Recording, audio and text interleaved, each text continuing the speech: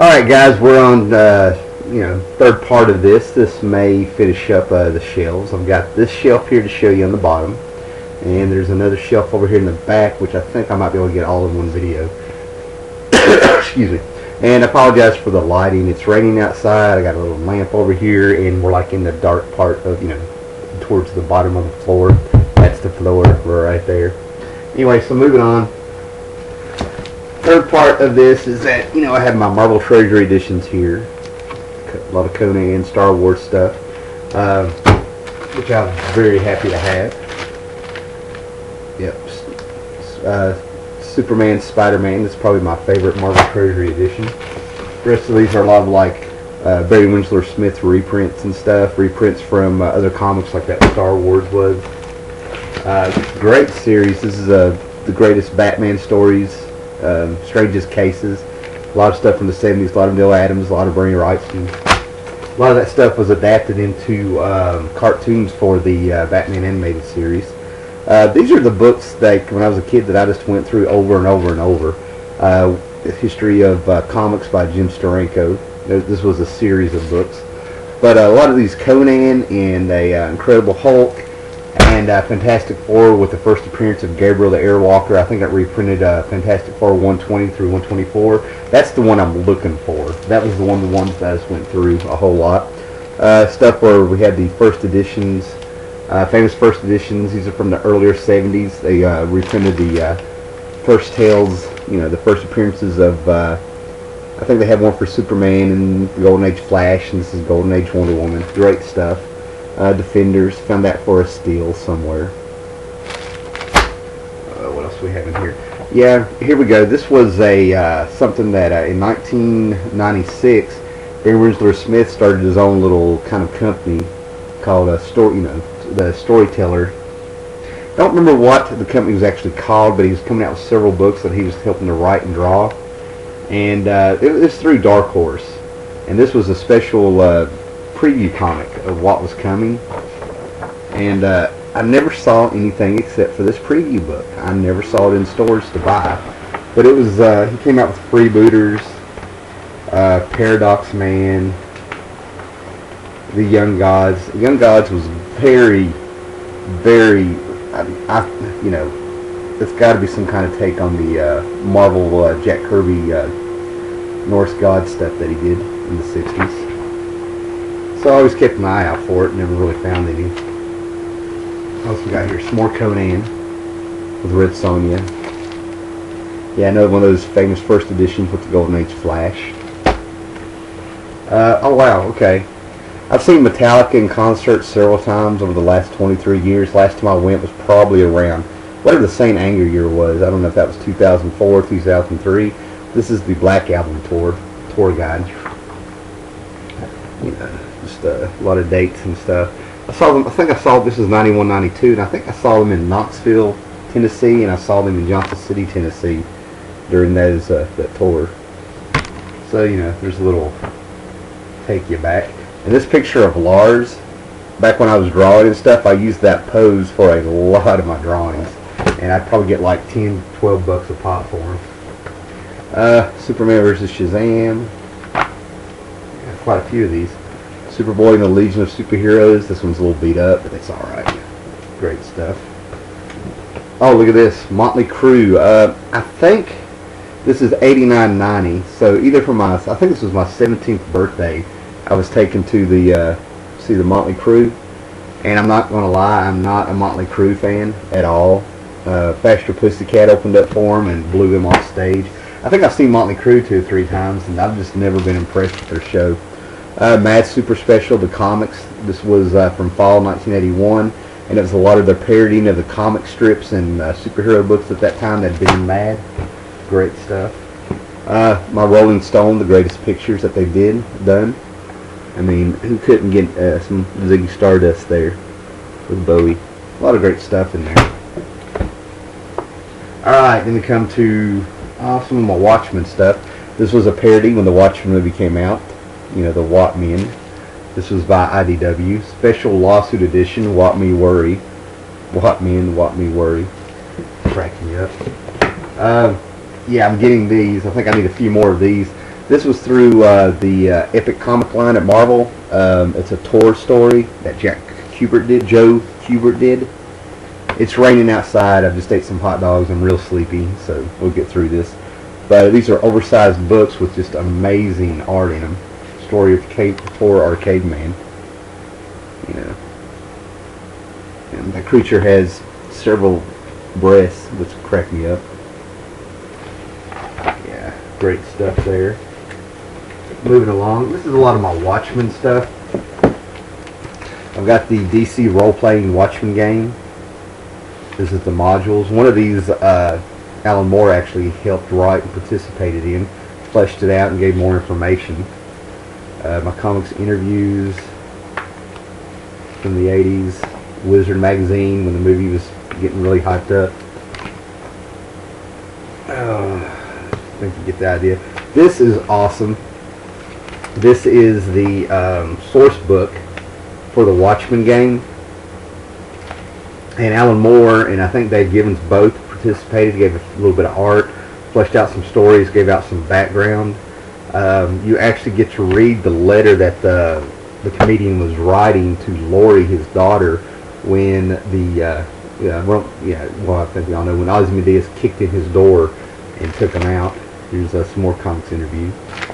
And Amazing Heroes. I think there's like maybe one or two more I need of those. Can't remember. Alright. This is the Watchmen Film Companion book that I absolutely love. I got this for a steal. After the movie came and went, I was able to get this pretty cheap. Probably at a Books A Million or something. I don't know. Flea Market possibly even. And there's one more book, and I think it's called Portraits or something, where somebody took black and white pictures of every character in it so you can really look at him. This is what started it all for me in, what was it, 88, 89 maybe. I traded some comics, and I think I maybe gave a few bucks or something for this in a grocery store parking lot under a street light at twilight. It almost looked like a drug deal going down. This is my absolute Watchmen. Watchmen the movie came out March, on my birthday, let's put it that way, in 2009, and I was also moving away from all my friends and stuff to live 3 hours away and be closer to my son.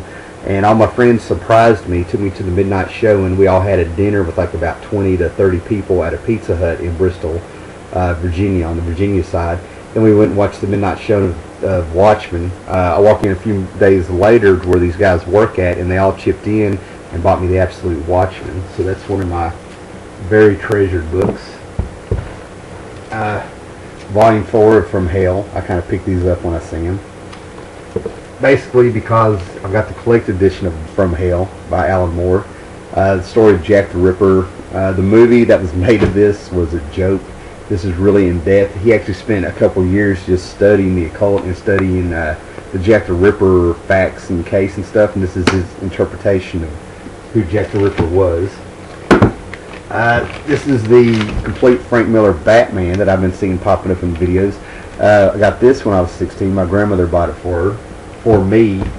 My mom used to drive my grandmother around, and she would drive everybody crazy because she would drink a little bit and just have a good time and stuff. And my mom asked I wanted to get this, and my mom said no. And my grandmother, when I got back to her apartment with her and spent the weekend with her, she whipped this out. She snuck and bought it for me, stuck it in her purse. You know them grandmas with the big purses. Yeah, this is my Lee Weeks signed Destroyer one-shot, where this is an absolute great story, man. It's just really good. It's in color. Lee Weeks. Come on now. Alright, God Loves, Man Kills, X-Men graphic novel. I think this is a first edition. And I think this is by Brent Anderson, who does Astro City. And this is from 1982. Yeah, that's a first edition, which is very cool. And yes, I had these. You can laugh if you want. I figured why not? Might as well complete the set of some oddball stuff. I had the Deathmate crossover between Image and Valiant, and I really got it to just have everything that Valiant put out at this time. And I think I ended up getting Deathmate Red probably about 10 years ago. It was really late. Deathmate Black. This is where Image and Valiant merged their universe. I thanks to Solar and what is that chick's name from Wildcat? Void. Falling in love and their powers acting all weird and stuff, and it merged the Image of the Valiant universe. Green and black. I got a couple of the black. That Deathmate Black was worth a lot of money for a while because it had the first appearance of Gen 13, which was originally Gen X until Marvel sued them, and that's where you got Generation Next at Marvel. That was just a ploy to try to give Valiant and Image a hard time. I got my Supernatural comics. That's the first volume. Supernatural Origins. It's the Winchester boys kind of growing up. Then Beginnings End came out. I don't know if I got a full set of these or not, but I got most of the photo covers. I'm a huge fan of the first 5 seasons. 5 seasons of Supernatural, and this last season's been pretty good. When Dave Kripke left, the guy who created the show, it really lost its way, and I think they're finally getting back on their feet. It's some great stuff. And what's cool is that one of the producers of the show Supernatural wrote these stories. I don't know if he did both of them or not, but they tie in between some of the episodes, and they give you a look back at the kids. And one of the second series leads right up into the first episode of Supernatural. I'm not sure where I got this, but this is like a hardback edition of just Wolverine inside the world of the Living Weapon. And it's a little bit different. It just kind of goes through the years of Wolverine and his enemies and storylines and Cold War. You know, kind of tries to tie it all together, and you know, just a big Wolverine love fest. So,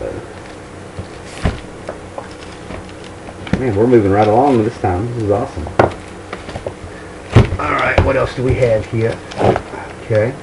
Yeah, The Devil's Rejects from IDW, a Lion Gates film. I can't remember if I read this or not. It's been a while. Found this for nothing at a yard sale, at a flea market or something. A lot of the stuff I get, as you can tell, is from flea markets and yard sales and stores having like quarter comics and stuff. Here is Wolverine, the Jungle Adventure. Walt Simonson wrote it. Mike Mignola did the art, which is why I got it. And it's kind of cool. Wolverine returns to the Savage Land, and there's a bunch of natives there all worshiping this Zippo lighter, and it was from one of Wolverine's previous adventures in the Savage Land. And he walks up and he takes it back, and because they have an actual circle of all these savages sitting there on their knees bowing and worshiping it, and then he flicks it and makes fire with it, flips them out. Yeah, Erie's Greatest Hits from Harris Comics. This reprints a lot of those great Erie stories. A lot of this stuff is mainly Archie Goodwin writing almost all of them. And it's got Johnny Craig doing art, John Severin, Angelo Torres, Gene Colan, Steve Ditko, Neil Adams, Al Williamson, Jeff Jones, Alex Toth. Just a great bunch of stuff. This came out in '94, I think. And I think it's who's that cover? Kyle Baker, maybe? Nope, Kelly Jones. Excuse me, Kelly Jones. He was probably big from Seasons of the Mist when he was doing that. This has one of my favorite stories ever in here. This is Orbit magazine. There's only, I don't know, this is number 3. It's Isaac Asimov science fiction, and they take a bunch of stories that were originally printed in like an Isaac Asimov magazine, or one of those books where Isaac Asimov and his people picked out a lot of great sci-fi stories, and they put them in here and they get them illustrated. And a time traveler goes back to the time of Eden, and he stops the first sin from happening, and you see what happens. I think years ago I've put this in a video, but you know, maybe time to do it again. But this is Orbit number 3. It's so worth getting. It's got stories by Isaac Asimov in it too. Oh, another graphic novels. Squadron Supreme, New World Order. I'm looking for Death of a Universe. I'm a huge Squadron Supreme fan of the old school. Yeah, and this is from, I think there's quite a few more of these, but this was, you know, I got these for like a quarter a piece, so I just went ahead and grabbed them. But it's Crossroads by First Publication. That's where they would take, First Publication was a whole bunch of scattered books where they were owned by the people doing them, like Mike Grell was. In this one, they cross over Grimjack with a character from Nexus, which is a Steve Rude character. Mike Baron and Luke McDonald did this one. It's Grimjack, Dreadstar, and Nexus all coming together. And then this one is by Steve Grant and Cynthia Martin, who somehow worked with George Perez for a while. This is Whisper and Sable. So, oh man, yeah, this is probably stuff I didn't have room for. I don't know why I hold on to this, but this is Guy Gardner Reborn. When he lost his green ring, he jumped up and tried to find his way and ends up getting Sinestro's ring. Lobo pops up. Joe Staton does the art. Should have got him to sign these when he was at Heroes Con last summer when I was there. So yeah, there you go. Twilight. This is a really strange take. There should be 3 of them. It's here. Anyway, I do have all 3 of these. I'll have to look around. I got them somewhere. But this is Twilight by Howard Chaykin with phenomenal artwork by Jose Luis Garcia Lopez. And this is about immortality. They take those DC sci-fi stars from like the 50s, like Space Ranger, Robot Hunter, and stuff like that. Oh my God, Tommy Tomorrow, the Galaxy Rangers, and he puts a completely wicked little spin on it. This should have been a Vertigo series. It's got robot fetishes, megalomaniacs, and they play around with conquering the universe and killing a whole species of aliens, because when you eat their meat or something, you become immortal, so they all end up becoming immortal. So that's kind of fun. There's 3 of them, and I got the other one's here somewhere. Alright, H.G. Wells, The Island of Dr. Moreau. Who could not have that with Classic Illustrated? I got a couple of these floating around. A book that I'm not going to say I recommend, but if you're a fan of The Prisoner, this is alright. It gets a little weirder as it goes along, but it's still a different beast. This is a prestige format of The Prisoner. Their book A, B, C, and D, and I think I have a few, I hope that's showing up without that glare. Yeah, I have a few doubles. That's kind of cool.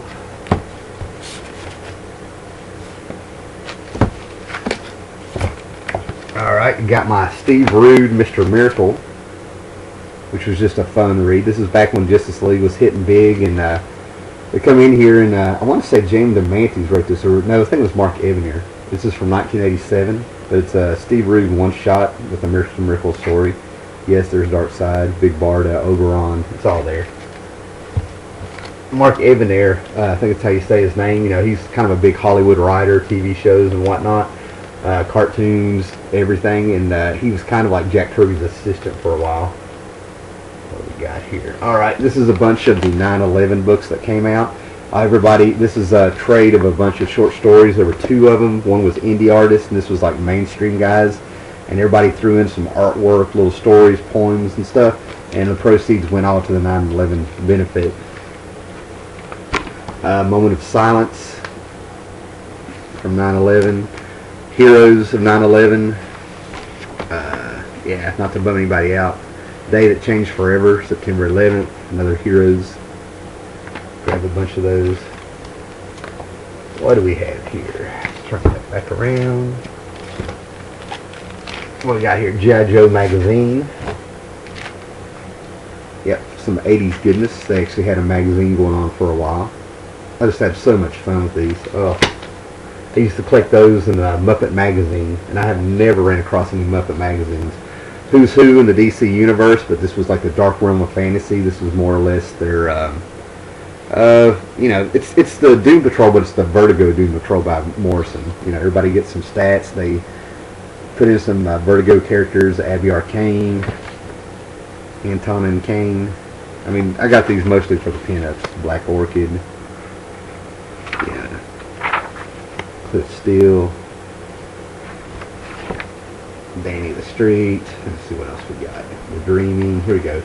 The Endless. You know, so just some fun stuff in that one. Uh-oh. Comic Scene with Jack Kirby. I've been looking for that. This is one of the earliest issues of Comic Scene.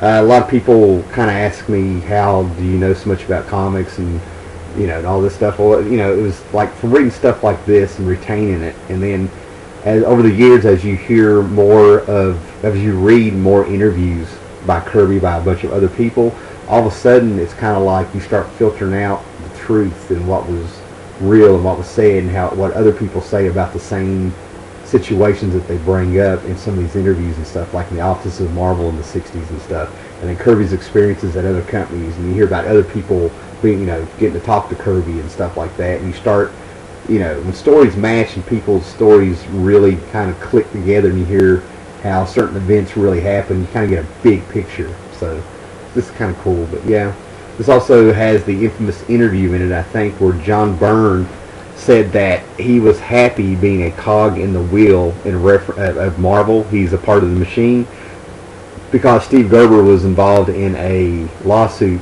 to get Howard the Duck back, and John Byrne just had to stick his nose in there on that one, defending Marvel, saying that he realized he was worked for hire and everything like that. So in Destroyer Duck, when that came out, they came up with a character named Johnny Cogburn, and it came from this interview in here. So that's probably why I have it on the shelf. Mark Twain, adapted by Mike Ploog. Mike Ploog is one of my all-time favorites and greats. Alright, Cerebus number 0. Love this. This is stuff that he did not publish in his phone book editions like these. Trying to think what's in here. It's actually officially Cerebus 0, but there's 3 issues. I think it's like 50 and 51 or something like that, or 120 and 121. I don't know. But, it's 3 or 4 issues that he didn't put in any trade, so you can just get them here. And it's kind of funny seeing how he started out in the 70s, and he's looking at some kids of the 90s there. He says, "Gosh, Cerebus, were you, way cool back in the olden days?" And you're supposed to, have George C. Scott going through your head when you read Cerebus. That's what his voice is supposed to sound like. He goes, "Why don't you buy a copy and find out for yourself, butthead?" He's got a Spawn skateboard. Cracks me up. And this is this is Cerebus 112 and 113, the actual issue, and I absolutely love this. He's just walking around feeling miserable, and some stuff's going on, and it's getting rained on, and the artwork is amazing. There's the thunder. It's more like the sound effects, and they're setting the mood. The thunder and the rain on them. It really sets a really nice mood. You can almost start hearing the rain, falling around him. I can almost hear it clicking on a stream somewhere on a tin roof or something as he's walking around. Yeah, he left. I think Jaka had finally left, or they were taken away prisoner or something like that. My Cerebus phone book. I keep meaning to get more of these. I probably read at least the first 200. I don't know. I'm trying to think where it was, but there was 300 issues of Cerebus. And thanks to these trades like this, I've read a ton of them. And the last ones I read was where he was making fun of the Endless. Oh, I'm forgetting what they were. Anyway, so I was probably. I read the last issue, so I kind of wish I'd bought it now, the very last one. Mad About Superheroes. This is a soft cover, and it killed me because after I bought this, what was that store? Barnes & Noble? Yeah, Barnes & Noble ended up having the hardback for sale for $10, and they come out with a second one. There's been so many superhero movies that have come out in the last, I don't know, 8 years or something like that. They were able to do a whole new volume, and that second volume of Mad About Superheroes has the Watchmen parody that they did. Alright, I absolutely love this. This is volume 1 of the Savage Sword of Conan, the magazine, and I'm fine getting these in trade because these were in black and white to begin with, and it's on it feels like to me like the same paper that were in the magazines. This is his Savage Tales featuring Conan, which led up to his own magazine, and this is just amazing stuff, man. Just all kinds of people doing some great stuff in this. This, to me, the 70s Marvel Conan is my Conan, even though they've done a lot of great work on him since then, and what Kurt Busiek and Kerry Nord did at Dark Horse has been fantastic, and Tim Truman. My stuff's always going to be the, where I found it at, the 1970s Roy Thomas, John Buscema, Barry Winslow Smith, Alfred Alcalca, whatever, I can't say his name. And I think there's some Neil Adams work in this. Pablo Marcus, Jim Starlin, Al Milgrom, yeah. Alfred Alcala, I gotta learn how to say that. Tony DeZuniga, I'm not doing well today. There you go. Alex Nino even came in there. Alright, and then here's a series of books that I really I like these a whole lot. these are comics interview super specials, and what they do is they collect almost all of their interviews that they've done with one person or one subject, and they put them in these square bound editions. And this is a super special that's got to do with Star Wars. This is the one that is George Perez. I have studied this. I have stuff marked in it. If you see the, put that up there. You can see my bookmark. Get it on something black. I've got a bookmark. This is my George Perez Bible.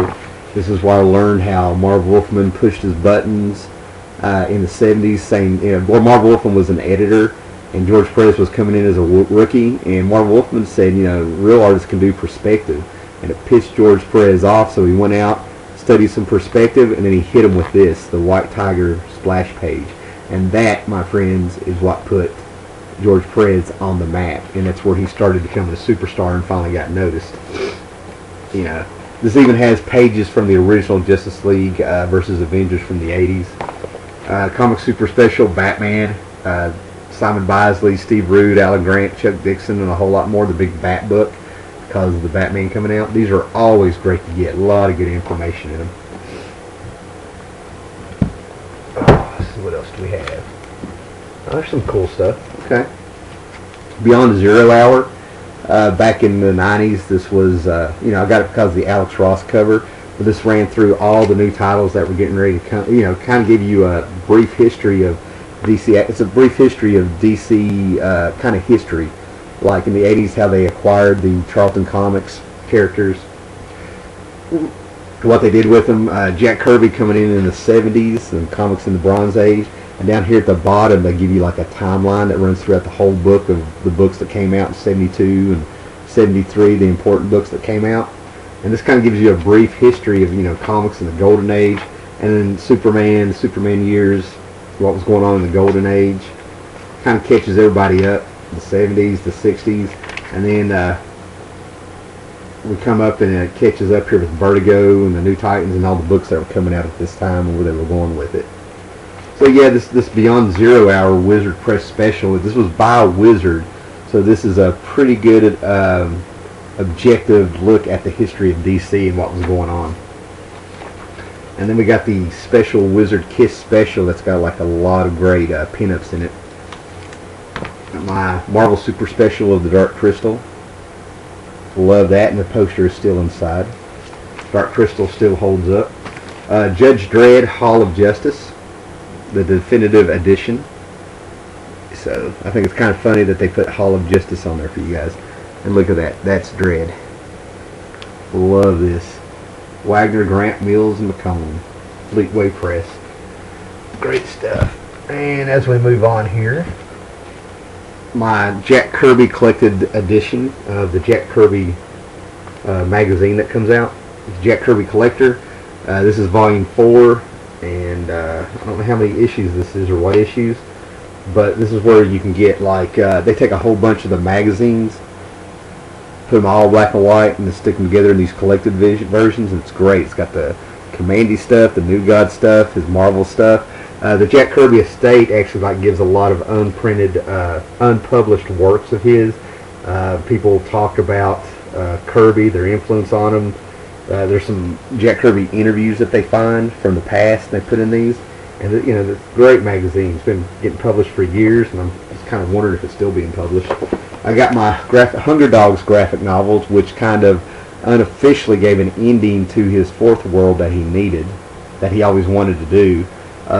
He's getting up in years and stuff, and in like some of his artwork, you can kind of tell, Kirby was kind of changing the style. He was getting more blocky. His eyesight was going back then, but it was still very ambitious. And, he gave you a lot of stuff in here, a lot of great storytelling, a lot of great colorings going on in this. But let me find it. You always get your money's worth with Kirby, no matter how old he's getting. He done one of the most fantastic collages ever when New Genesis was blown up. I mean, this is just one of those things where you just sit there and you look at it more and more and more. He was a master. Oh. Then I got some early William Messner Loebs and Sam Keith stuff, the people who brought you the Mats. They actually had a series of books of, oh my gosh, Epicurus the Sage. It's a bunch of, Greek philosophers back in the BC era of time. Volume 1, I don't know what volume this is. They're talking about getting back together and doing another one of these. They're fun reads, a bunch of philosophers sitting around, and you always make a cartoon of it. It reminds me of BC so much. Then I got my Behind the Mask of Spider-Man, all the secrets of the movie, the art designs they did, some photo shoots. I've had that since it came out. Where are we at now? Now we're getting some fun stuff. Everybody should have their Where the Wild Things Are. I carried the one I had around from first grade, which would have been 1979. I carried that thing around, and I know I kept it through high school. So this is a newer one I got a couple years ago.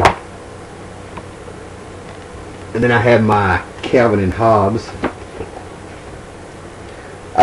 Calvin and Hobbes was something I read in the paper, and I know a lot of people were just rabid over it. And I thought it was great, but I didn't get how they were just fanatical about it. And then my son was born, and as a kid, my son had a nickname of Spike, and we had a 2-story ranch-style house, 2 cars. I mean, I was a family man and all that stuff like that. And then I read one of these, or read one of them, and this was what my son started looking like when he was around 3 or 4. And around 3 years old, he actually did dive into the bathtub and then run through the house just like Calvin did in one of these strips. And all of a sudden, when I started reading this, I'm like, oh my God, I started seeing my son as Calvin. And then when I got my divorce, he ended up getting a little comfort animal that was an orange tiger. And I'm like, I am not seeing this. This was amazing. So now, all of a sudden, I read Calvin and Hobbes in a completely different way. Put some of these back. Oh, yeah. More Calvin and Hobbes. And the hardback. And that's nothing real special there. I'm sure people got that. And then I have tons of Gary Larson stuff. For years, I was one of those guys that would cut out every cartoon out of every paper and try to hold on to them. I know I had up to like 200 at one time. But, it's hard to keep newsprint, But I got a bunch of these. Oh, there it is. I've been looking for this. Yeah, Babylon. I've been looking for this. Bloom County. I love Bloom County and Outland. I just picked up I just picked up 2 more trades of Outland that came after Bloom County. I have really been looking for this. So, and then I got the Prehistory of the Far Side. Even if you end up getting this complete Far Side set, you need to get this because this is really not the complete Far Side. I keep a lot of these trades around and stuff because he did covers and posters in them that don't show up in the complete Far Side. And then there's things in here that never showed up. But this Prehistory of the Far Side, this is just a great read. You need to get it. I mean, it's cartoons. It's original uncensored stuff and why the editors asked them to censor them. And then they have a real funny thing here where they turn around and, like, they had a Far Side cartoon beside a Dennis the Menace cartoon, and the newspapers messed them up and switched the jokes around, the words underneath them. And it was so funny because, like, he had a caveman talking to the caveman, and then beside Dennis the Menace, right beside of it, he had the Dennis the Menace whole little family sitting at a table, and Dennis the Menace looks up and just looks at his mom and says something like, "Yeah, I see in 1,000 years somebody looking at your freaking bleached skull, Mom." Looking at him, and then the Far Side one said something like, "Oh, gerbils for dinner again?" I don't know. Yeah, that didn't go anywhere. There's a Hair in My Dirt. After he finished up the Far Side, he did his little book. And this is like the true nature of nature. He takes a fairy tale princess and kind of shows what nature really is like, telling this nice little story. This worm feels like he's too good to eat his dirt, so his dad's telling him the story about where the dirt came from and how he should be proud of being a worm. It's just funny stuff. And of course it's got like, things in the background to watch and stuff. Oh no, I can't believe I'm going to pull this out. But anyway, this is my ex-wife actually got this for me while we were married at a Sam's Club, and I know it was on sale, but I never said anything. She got this for me for Christmas. It's the complete, and it weighs a ton, the complete Far Side editions. And I'm not going to get those out. But there they are. It's not so much they're heavy, it gets kind of gawky where I'm down here like this. Alright, and then over here, if you indulge me, a few more things on this shelf up here. Oh, it's going to work out just fine. Down here, at the bottom, these are all Wizard magazines. And then more Wizard magazines. Try that again. Wizard magazines. Should have planned that out. Okay, and then we have some hardback Peanuts, Treasury edition, free comic book day that has a whole bunch of unseen Peanut strips by Charles Schultz that were never done. Whoops. My hardback classic Peanuts, an even older one. Love my Charlie Brown.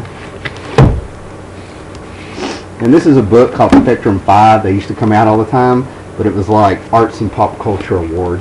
Like, wasn't just, I'll just upside down, but it wasn't just comic book art. Okay. Mad About the Movies. Great stuff in there. I think it has all the Star Wars movies in it too. Big Book of the Unexplained. I love Paradox Press, which was they came with all these big books of this, big books of that. Rage Across the Appalachia for you guys that used to do White Wolf games back in the 90s. I think they're still kicking. This is my area, so I got it. It actually has like factual history. And then those White Wolf games, you got to be a Femori, I think that's what it was called, more or less a mutated monster, and you got to play as the monsters.